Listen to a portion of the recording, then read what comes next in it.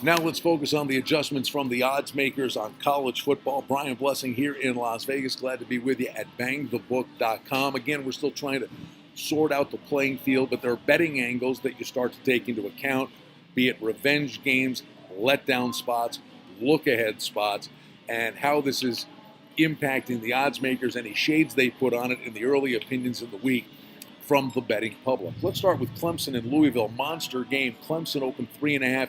It's down to 3, and I think you're going to see some steam on this game below 3.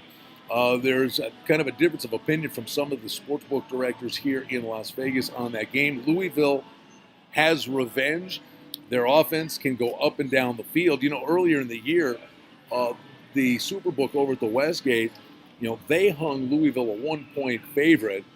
And I know that there's deep belief that that's more along the lines of what the number should be. So I'd look for that number to come Louisville's way.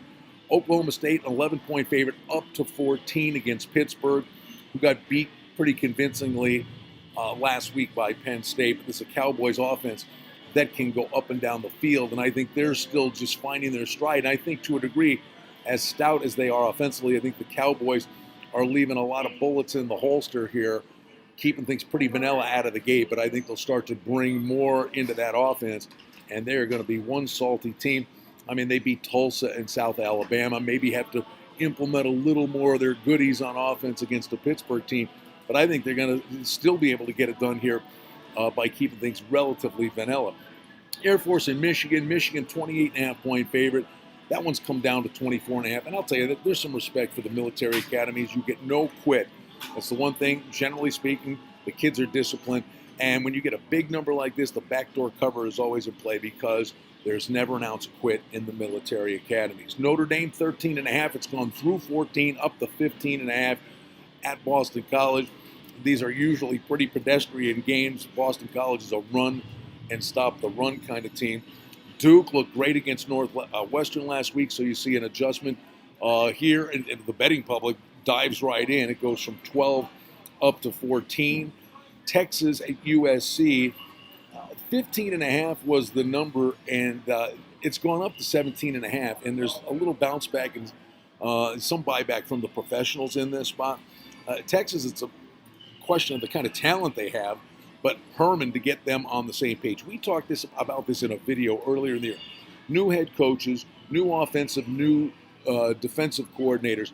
Sometimes it takes 3-4 weeks for the kids to really be a sponge and realize what they're trying to get them to implement. So as bad as maybe it looks out of the gate, the ability is there for a relatively quick turnaround.